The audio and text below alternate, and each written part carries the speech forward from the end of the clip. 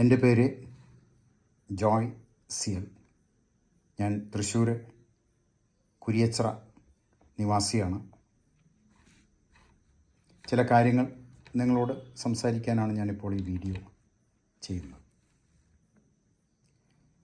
നമ്മളൊക്കെ ധാരാളം തെറ്റുകൾ അറിഞ്ഞും അറിയാതെയുമൊക്കെ ചെയ്യുന്നവരാണ്.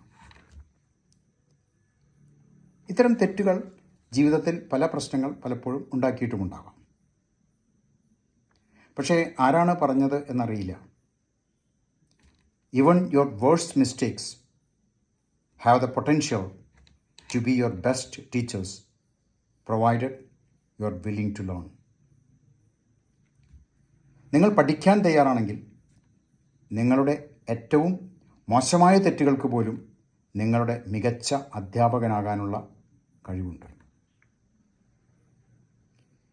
We have no failures. We have only lessons. നമുക്ക് പരാജയങ്ങളില്ല, പാഠങ്ങളേ ഉള്ളൂ. 2013 മെയ് 18 ഞാൻ റിട്ടയർ ചെയ്യാൻ കുറച്ച് ദിവസങ്ങൾ മാത്രം ബാക്കിയുള്ളപ്പോൾ അന്ന് വൈകിട്ട് ഏകദേശം 6 മണി നേരത്ത് ഭാര്യയോടൊപ്പം ഞാൻ ഈവനിങ് വാക്കിന് ഇറങ്ങി. കുറച്ച് ദൂരം നടന്നുള്ളൂ. എൻ്റെ വീടിനടുത്തുള്ള വഴിയിലെ ഒരു തെങ്ങിൽ നിന്നും എൻ്റെ തലയിലേക്കൊരു നാളികേരം വീണു. ഭാര്യയുടെ ഉച്ചത്തിലുള്ള കരച്ചിൽ കേട്ട് മകൻ പോർച്ചിൽ നിന്നും ഉടൻ തന്നെ വണ്ടി ഇറക്കി എന്നെ തൊട്ടടുത്തുള്ള ആസ്പത്രിയിൽ കൊണ്ടുപോയി. ഡോക്ടർ പറഞ്ഞു, തലയിലല്ലേ നാളികേരം വീണത്, ഒന്ന് സ്കാൻ ചെയ്യാമെന്ന് പറഞ്ഞു. ഉടനെ തന്നെ സ്കാൻ ചെയ്തു. സ്കാൻ റിപ്പോർട്ട് കണ്ട ഡോക്ടർ ഉടനെ പറഞ്ഞു, തൻ്റെ തലയിൽ നാളികേരം വീണു, പക്ഷേ തൻ്റെ തലയ്ക്ക് ഒരു തേങ്ങയും പറ്റിയിട്ടില്ല. ആശ്വാസമായി. തിരിച്ച് വണ്ടിയിൽ തന്നെ വീട്ടിലേക്ക് ഞങ്ങൾ പുറപ്പെട്ടു. ആ സമയത്ത് ഞാൻ ചിന്തിച്ചത് 1666 നടന്ന മറ്റൊരു വീഴ്ചയെക്കുറിച്ചാണ്. അതൊരു ആപ്പിളായിരുന്നു. ഇംഗ്ലണ്ടിലെ വൂൾസ്ത്രോപ്പെ എന്ന സ്ഥലത്ത് തൻ്റെ തോട്ടത്തിൽ വിശ്രമിച്ചിരുന്ന സർ ഐസക് ന്യൂട്ടൺ എന്ന ശാസ്ത്രജ്ഞൻ്റെ തലയിൽ ആപ്പിൾ വീണു. നമ്മുടെയൊക്കെ തലയിൽ എന്തെങ്കിലുമൊക്കെ വീണാൽ, കാര്യപ്പെട്ട സാധനമാണെങ്കിൽ നമ്മളുടൻ തന്നെ ആസ്പത്രിയിലേക്ക് പോകും. അല്ലെങ്കിൽ ആപ്പിൾ പോലുള്ള സാധനം ആണെങ്കിൽ അത് കഴിക്കാൻ പറ്റുന്നതാണെങ്കിൽ എടുത്ത് കഴിക്കും. പക്ഷേ സർ ഐസക് ന്യൂട്ടൺ എന്ന ശാസ്ത്രജ്ഞൻ ഇങ്ങനെയല്ല ചിന്തിച്ചത്. എന്തുകൊണ്ട് ഈ ആപ്പിൾ മുകളിലേക്ക് പോയില്ല? എന്തുകൊണ്ട് വശങ്ങളിലേക്ക് പോയില്ല? എന്തുകൊണ്ടാണ് താഴ്ത്തേക്ക് വന്നത്? ഇത്തരം ഭ്രാന്തൻ ചോദ്യങ്ങളായിരുന്നു അദ്ദേഹത്തിൻ്റെ മനസ്സിലൂടെ കടന്നുപോയത്. ഈ ചോദ്യങ്ങളുടെ ഉത്തരമാണ് ലോകത്തെ തന്നെ മാറ്റിമറിച്ച യൂണിവേഴ്സൽ തിയറി ഓഫ് ഗ്രാവിറ്റേഷൻ, ഭൂഗുരുത്വ ആകർഷണം എന്ന തത്വം. ഭൂമി എല്ലാ വസ്തുക്കളെയും അതിലേക്ക് ആകർഷിക്കുന്നു. ആ ആകർഷണത്തിൻ്റെ ശക്തി ഒരു സെക്കൻഡിന് 9.8 മീറ്ററാണ്. മനുഷ്യനെ ചന്ദ്രനിലേക്ക് എത്തിച്ചതും ചൊവ്വയിലേക്ക് കൊണ്ടുപോകുന്നതുമൊക്കെ ഈ തിയറിയുടെ ബലത്തിലാണ്. ഗുരുത്വാകർഷണ തത്വത്തിൽ നിന്നാണ് എസ്കേപ്പ് വെലോസിറ്റി എന്ന തത്വം ഉണ്ടാകുന്നത്. നമ്മളൊക്കെ കല്ലോ പന്തോ ഏതെങ്കിലും ഒരു വസ്തുവോ അന്തരീക്ഷത്തിലേക്ക് എറിഞ്ഞാൽ കുറച്ച് കഴിയുമ്പോഴേക്കും അത് താഴ്ത്തേക്ക് എത്തും. കാരണം ഭൂഗുരുത്വ ആകർഷണമുണ്ട്. പക്ഷെ ഒരു പ്രത്യേക വെലോസിറ്റിയിലപ്പുറം എന്തെങ്കിലും അന്തരീക്ഷത്തിലേക്ക് നമ്മൾ തൊടുത്തുവിട്ടാൽ അതിന് ഭൂഗുരുത്വാകർഷണത്തെ മറികടക്കാൻ കഴിയും. ആ വെലോസിറ്റിയെയാണ് എസ്കേപ്പ് വെലോസിറ്റി എന്ന് പറയുന്നത്. എസ്കേപ്പ് വെലോസിറ്റിയിൽ ഒരു വസ്തു പോയാൽ അത് തിരിച്ചു വരില്ല. സെക്കൻഡിൽ 11.2 കിലോമീറ്ററാണ് എസ്കേപ്പ് വെലോസിറ്റി. 1583 ഒരു പുലർക്കാലത്ത് ഗലീലിയോ ഗലീലിയ, ആധുനിക ശാസ്ത്രത്തിൻ്റെ പിതാവ് എന്ന് അറിയപ്പെടുന്ന ഗലീലിയോ ഗലീലി, പീസ കത്തീഡ്രലിൽ, ഇറ്റലിയിലെ പീസ കത്തീഡ്രലിൽ കുർബാന കാണാൻ ചെന്നു. നമ്മളൊക്കെ കുർബാന കാണാൻ ചെന്നാൽ കുർബാന കാണും, അല്ലെങ്കിൽ അവിടെയുള്ള പല കാഴ്ചകളൊക്കെ കണ്ട് കുറച്ച് പലവിചാരമൊക്കെ ഉണ്ടായി നമ്മൾ കഴിഞ്ഞാൽ തിരിച്ചു പോരും. പക്ഷെ ഗലീലിയോ ഗലീലി എന്ന മനുഷ്യൻ അവിടെ ഒരു നിരീക്ഷണം തന്നെ നടത്തി. പള്ളിയുടെ മേലാപ്പിൽ കണ്ട കെടാവിളക്കിലായിരുന്നു അദ്ദേഹത്തിൻ്റെ ശ്രദ്ധ. അത് ആടുന്നതായി അദ്ദേഹം ശ്രദ്ധിച്ചു. ഏറ്റവും അകലത്തിലാടുമ്പോഴും ഏറ്റവും അടുത്ത് ആടുമ്പോഴും ഒരേ സമയമാണ് എടുക്കുന്നത് എന്ന് അദ്ദേഹം മനസ്സിലാക്കി. അന്ന് ക്ലോക്ക് കണ്ടുപിടിച്ചിട്ടില്ല. ആട്ടത്തിൻ്റെ സമയമറിയാൻ അദ്ദേഹം തൻ്റെ നാഡിയിന്മേൽ കൈവച്ച് നാഡിമിടിപ്പ് എണ്ണിയിട്ടാണ് സമയം കണ്ടുപിടിച്ചത്. അപ്പോൾ പെൻഡുലം ആടുന്ന അകലമല്ല, അതിൻ്റെ നീളമാണ് ആട്ടത്തിൻ്റെ സമയം തീരുമാനിക്കുന്നത് എന്ന് അദ്ദേഹം മനസ്സിലാക്കി. അതാണ് സെക്കൻഡ്സ് പെൻഡുലം. ഈ തത്വം ഉപയോഗിച്ചാണ് 1656 ക്രിസ്ത്യാൻ ഹ്യൂജൻസ് എന്ന ശാസ്ത്രജ്ഞൻ പെൻഡുലം ക്ലോക്ക് കണ്ടുപിടിച്ചത്. എൻ്റെയൊക്കെ ചെറുപ്പകാലത്ത്, എനിക്ക് തോന്നി അടുത്ത കാലം വരെ, സമയം നോക്കാൻ നമ്മളൊക്കെ ഉപയോഗിച്ചിരുന്ന പെൻഡുലം ക്ലോക്കുകളാണ്. പ്രപഞ്ചത്തെക്കുറിച്ചും സൗരയൂഥത്തെക്കുറിച്ചും ഭൂമിയെക്കുറിച്ചും ധാരാളം കണ്ടുപിടുത്തങ്ങൾ ഗലീലിയോ ഗലീലിയോയുടേത് ആയിട്ടുണ്ട്. അലക്സാണ്ടർ ഫ്ലെമിങ്ങിനെക്കുറിച്ച് കേട്ട് കാണും. അദ്ദേഹം രോഗാണുക്കളിൽ ഗവേഷണം നടത്തുന്ന ഒരു ശാസ്ത്രജ്ഞനായിരുന്നു. പല ടെസ്റ്റ് ട്യൂബുകളിൽ അദ്ദേഹം തൻ്റെ പരീക്ഷണശാലയിൽ രോഗാണുക്കളെയും ബാക്ടീരിയകളെയും വളർത്തിയിരുന്നു. അദ്ദേഹത്തിന് ഭാര്യയെ കാര്യമായ പേടി ആയിരുന്നു എന്നൊക്കെയാണ് പലരും പറയുന്നത്. ഒരു ദിവസം അദ്ദേഹത്തിൻ്റെ ഭാര്യ അദ്ദേഹത്തെ കാലത്തെ ഭക്ഷണം കഴിക്കാൻ വിളിക്കുകയും ഭാര്യയെ പേടിയുള്ള ഫ്ലെമിങ് പെട്ടെന്ന് തന്നെ ഓടിച്ചെന്ന് ഭക്ഷണം കഴിച്ച് തിരിച്ചു പോരുകയും ചെയ്തു. തിരിച്ചു വന്നപ്പോഴാണ് തനിക്ക് പറ്റിയ അമളി അദ്ദേഹം മനസ്സിലാക്കിയത്. ഭാര്യ വിളിച്ച ആ വെപ്രാളത്തിൽ അദ്ദേഹം പരീക്ഷണശാലയുടെ വാതിലും ജനലുകളും ഒക്കെ അടയ്ക്കാൻ വിട്ടുപോയി. തുറന്നു കിടക്കുകയായിരുന്നു വാതിലും ജനലുകളും. ടെസ്റ്റ് ട്യൂബുകളിൽ മൈക്രോസ്കോപ്പ് വെച്ച് നോക്കിയപ്പോൾ എല്ലാ അണുക്കളും ചത്ത് കിടക്കുന്നതായിട്ടാണ് അദ്ദേഹം കണ്ടത്. അതുവരെ ശേഖരിച്ച എല്ലാം പോയി. ഒരു സാധാരണ മനുഷ്യൻ നിരാശനാകേണ്ട അവസ്ഥ. ഫ്ലെമിങ് നിരാശനായില്ല. എന്തുകൊണ്ടാണ് രോഗാണുക്കൾ ചത്തുപോയത് എന്ന് നോക്കാൻ അദ്ദേഹം തൻ്റെ മൈക്രോസ്കോപ്പ് വെച്ച് നോക്കി. ഒരുതരം പൂപ്പൽ, ഫംഗസ് ആണ് രോഗാണുക്കളെ കൊന്നതെന്ന് അദ്ദേഹം മനസ്സിലാക്കി. ആധുനിക വൈദ്യശാസ്ത്രം ഇന്നും ഒട്ടുമിക്കവാറും രോഗങ്ങളെ ചികിത്സിക്കാൻ കീഴടക്കാൻ ഉപയോഗിക്കുന്ന പെൻസിലിൻ എന്ന ആൻറ്റിബയോട്ടിക് ആയിരുന്നു ആ പൂപ്പൽ. 1925 പെൻസിലിൻ കണ്ടുപിടിക്കുന്നത് അലക്സാണ്ടർ ഫ്ലെമിങ്. വലിയ വലിയ രോഗങ്ങളെ കീഴടക്കിയ ദ വണ്ടർ ഡ്രഗ്, അത്ഭുത മരുന്ന്. അതിൻ്റെ കണ്ടുപിടുത്തം ഒരു ചെറിയ തെറ്റിൽ നിന്നാണ്. തോമസ് ആൽവ എഡിസൺ സ്കൂൾ കാലഘട്ടത്തിൽ നല്ലൊരു വിദ്യാർത്ഥിയായിരുന്നില്ല. ശരിയായി ചിന്തിക്കാൻ കഴിവില്ലാത്തവൻ, ആഡൽട്ട് എന്നാണ് അദ്ദേഹത്തിൻ്റെ ക്ലാസ് ടീച്ചർ അദ്ദേഹത്തെ വിശേഷിപ്പിച്ചത്.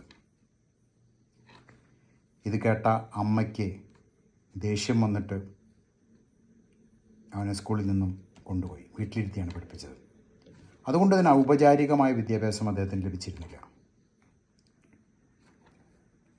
1000-ലധികം പരീക്ഷണങ്ങൾ നടത്തിയിട്ടാണ് അദ്ദേഹം ഇലക്ട്രിക് ബൾബ് കണ്ടുപിടിച്ചത്.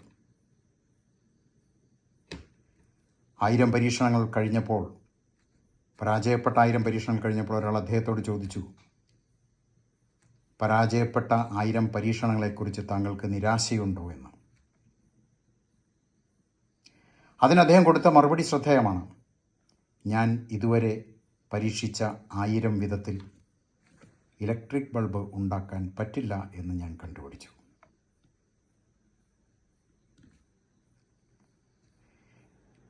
എത്ര പോസിറ്റീവായിട്ടുള്ള ചിന്താഗതിയാണ്. എന്നാൽ അതിനുശേഷമുള്ള പരീക്ഷണങ്ങളിലൂടെ അദ്ദേഹം ഇലക്ട്രിക് ബൾബ് ഒരു യാഥാർത്ഥ്യമാക്കി. അദ്ദേഹത്തിൻ്റെ പ്രശസ്തമായ ഒരു ഉദ്ധരണിയാണ് I will never quit until I get what I am after. ഞാൻ ലക്ഷ്യം വയ്ക്കുന്നത് ലഭിക്കുന്നത് വരെ ഞാൻ എൻ്റെ പ്രവർത്തനങ്ങൾ നിർത്തില്ല. നമ്മളിന്ന് ഉപയോഗിക്കുന്ന വീഡിയോ ക്യാമറ, അതിൻ്റെ ആദ്യ രൂപമുണ്ടാക്കിയത് എഡിസനാണ്. ചോദ്യം ചോദിക്കുന്ന, നിരീക്ഷിക്കുന്ന, വ്യത്യസ്തമായി ചിന്തിക്കുന്ന, വ്യത്യസ്തമായി പ്രവർത്തിക്കുന്ന, വലിയ സ്വപ്നങ്ങൾ കാണുന്ന വ്യക്തികൾക്ക് ലോകത്തിൽ എന്തെങ്കിലും മാറ്റം കൊണ്ടുവരാൻ കഴിയും. APJ അബ്ദുൽ കലാമിൻ്റെ ഇഗ്നൈറ്റഡ് മൈൻഡ്സ് എന്ന പുസ്തകത്തിലെ ആദ്യ chapter the dream and the message ആണ്. അതിലെ ആദ്യ വരികൾ ഞാൻ നിങ്ങളുടെ ശ്രദ്ധയിൽപ്പെടുത്തുന്നു. Dream dream dream dreams transform into thoughts and thoughts result in action. സ്വപ്നം കാണുക, സ്വപ്നങ്ങൾ ചിന്തകളായി മാറുന്നു, ചിന്തകൾ പ്രവൃത്തികളായി പരിണമിക്കുന്നു. ഓസ്കാർ വൈൽഡിൻ്റെ പ്രശസ്തമായൊരു ഉദ്ധരണിയാണ് disobedience is man's original virtue and it is through disobedience that any progress has been achieved. മനുഷ്യവിരുദ്ധമായ പൊതുബോധങ്ങളുമായി കലഹിക്കുന്നവരാണ് യഥാർത്ഥ മനുഷ്യസ്നേഹികൾ. ഹോമോസാപ്പിയൻ എന്ന ജീവിവർഗത്തിന് ഇത്രയും പുരോഗതി ഉണ്ടാക്കിയത്, നാഗരികത ഉണ്ടാക്കിയത്, സംസ്കാരമുണ്ടാക്കിയത് അത്തരം വിപ്ലവകാരികളാണ്. നമ്മുടെ ഇടയിൽ തന്നെ, നമ്മുടെ പരിസരത്ത് തന്നെ ധാരാളം ജീനിയസുകൾ, ഇത്തരം വിപ്ലവകാരികളുണ്ട്. പക്ഷേ മുറ്റത്തെ മുല്ലയ്ക്ക് മണമില്ലല്ലോ. തോമസ് ഗ്രേ എന്ന ഇംഗ്ലീഷ് കവിയുടെ പ്രശസ്തമായൊരു കവിതയാണ് the elegy written in a country churchyard. ഒരു പള്ളി ശവക്കൊട്ടയിൽ എഴുതപ്പെട്ട വിലാപകാവ്യം എന്ന മലയാളത്തിൽ അതിന് പരിഭാഷ കൊടുക്കാം. ഞാൻ ഏകദേശം 53 വർഷങ്ങൾക്ക് മുൻപ് പ്രീ ഡിഗ്രിക്ക് പഠിച്ച കവിതയാണ്. അതിപ്രകാരമാണ്: Full many a gem of purest ray serene, the dark and fathom case of ocean bare. Full many a flower is born to blush unseen and waste its sweetness in the desert air. സമുദ്രത്തിൻ്റെ അടിത്തട്ടിൽ അളന്ന് തിട്ടപ്പെടുത്താനാവാത്ത അകലത്തിൽ ധാരാളം പ്രകാശിക്കുന്ന മുത്തുമണികളുണ്ട്. മരുഭൂമിയിൽ വിടരുന്ന പൂക്കളുടെ മന്ദഹാസം ആരും കാണുന്നില്ല, അവയുടെ സുഗന്ധം ആരും നുകരുന്നില്ല. നമ്മുടെ മക്കൾക്ക് ഈ അവസ്ഥ വരാൻ പാടില്ല. നമ്മുടെ മക്കൾ വിലയേറിയ മുത്തുമണികളാണ്. അവരുടെ സൗന്ദര്യം സമൂഹത്തിന് ദൃശ്യമാകണം. നമ്മുടെ കുട്ടികൾ മനോഹരമായ പുഷ്പങ്ങളാണ്. അവരുടെ മന്ദഹാസവും അവരുടെ ചിന്തകളുടെ സുഗന്ധവും സമൂഹം ആസ്വദിക്കണം. ലൂക്കായുടെ സുവിശേഷം 8-ാം അധ്യായം 16-ാം വാക്യം ഞാൻ നിങ്ങളെ ഓർമ്മപ്പെടുത്തുന്നു. ആരും വിളക്ക് കൊളുത്തി പാത്രം കൊണ്ട് മൂടുകയോ കട്ടിലിനടിയിൽ വയ്ക്കുകയോ ചെയ്യുന്നില്ല, മറിച്ച് അകത്ത് പ്രവേശിക്കുന്നവർക്ക് വെളിച്ചം കാണാൻ അത് പീഠത്തിന്മേൽ വയ്ക്കുന്നു.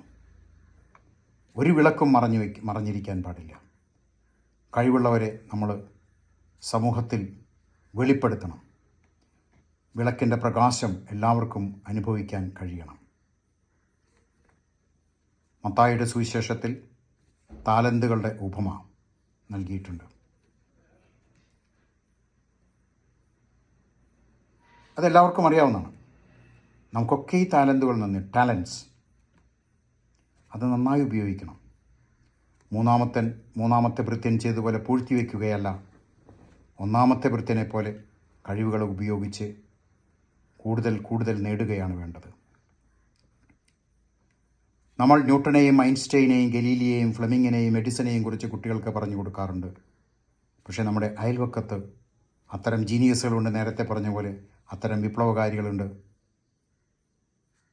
അത്തരം വ്യക്തികളെ നമ്മൾ കാണാൻ ശ്രമിക്കാറില്ല.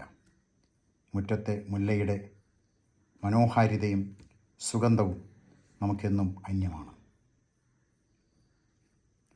ആഫ്രിക്കയിൽ ഉത്ഭവിച്ച് ലോകം മുഴുവനും വ്യാപിച്ച, ലോകത്തെ കീഴടക്കിയ ജീവിവർഗമാണ് ഹോമോസാപ്പിയൻ എന്ന നമ്മുടെ ജീവിവർഗം.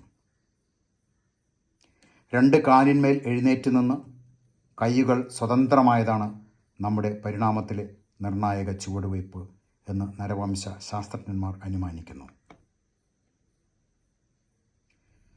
പ്രകൃതി നൽകിയ വസ്തുക്കളെ കൊണ്ട് തനിക്കാവശ്യമായ ഉപകരണങ്ങൾ ഉണ്ടാക്കാനുള്ള കഴിവ് കൈകൾ സ്വതന്ത്രമായതോടെ മനുഷ്യനാർജിച്ചു. ഇത് മനുഷ്യൻ്റെ അതിജീവന സാധ്യതകളെ ഗണ്യമായി വർദ്ധിപ്പിച്ചു. കൃഷി ചെയ്ത് ഉണ്ണാനുള്ളത് സ്വയം ഉണ്ടാക്കാനും അപരൻ്റെ കണ്ണുനീർ തുടയ്ക്കാനും മാത്രമല്ല തോക്കിൻ്റെ കാഞ്ചി വലിക്കാനും ന്യൂക്ലിയർ ബോംബിൻ്റെ റിമോട്ട് അമർത്താനും ഈ കൈകൾ ഉപയോഗിക്കുന്നു. കൃഷി ചെയ്യാനുള്ള ഉപകരണങ്ങളും സ്വയരക്ഷയ്ക്കുള്ള ഉപകരണങ്ങളും അയൽക്കാരനെ നശിപ്പിക്കാനുള്ള ആയുധങ്ങളും ഉണ്ടാക്കിയെടുത്ത് നമ്മുടെ സ്വതന്ത്രമായ കൈകൾ കൊണ്ടാണ്. പരിശ്രമം ചെയ്യുകിൽ എന്തിനേയും വശത്തിലാക്കാൻ കഴിവുള്ളവണ്ണം ദീർഘങ്ങളാം കൈകളെ നൽകിയത്രേ മനുഷ്യരെ പാരിൽ അയച്ചതീശൻ എന്ന KC കേശവപിള്ളയുടെ കവിതാശകലത്തിൽ നമ്മുടെ കൈകളുടെ മഹത്വം വെളിപ്പെടുന്നു.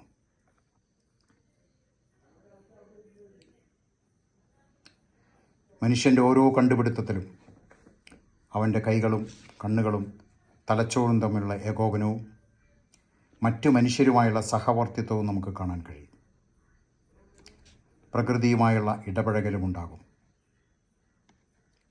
ഇതേറ്റവും നന്നായി ചെയ്യുമ്പോഴാണ് നമ്മൾ യഥാർത്ഥ മനുഷ്യരാകുന്നത്.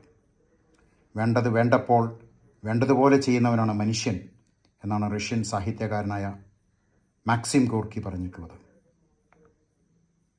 റോബർട്ട് ഫ്രോസ്റ്റിൻ്റെ പ്രശസ്തമായ കവിതയാണ് ദ റോഡ് നോട്ട് ടേക്കൺ. അതിലെ ചില വരികൾ ഞാൻ പങ്കുവയ്ക്കുന്നു. 2 roads diverged in a wood and I took the one less traveled by, and that has made all the difference. എനിക്കും മരക്കൂട്ടങ്ങൾക്കുമിടയിൽ വഴി 2 പിരിഞ്ഞു. ഏറ്റവും കുറഞ്ഞ സഞ്ചാരമുള്ള വഴിയിലൂടെ ഞാൻ സഞ്ചരിച്ചു. അതാണ് എല്ലാ വ്യത്യാസങ്ങളും ഉണ്ടാക്കിയത്. ആരും സഞ്ചരിക്കാത്ത വഴികളിലൂടെ പോയവർ മാത്രമാണ് ലോകത്തിൽ മാറ്റങ്ങൾ ഉണ്ടാക്കിയിട്ടുള്ളത്. Thank you.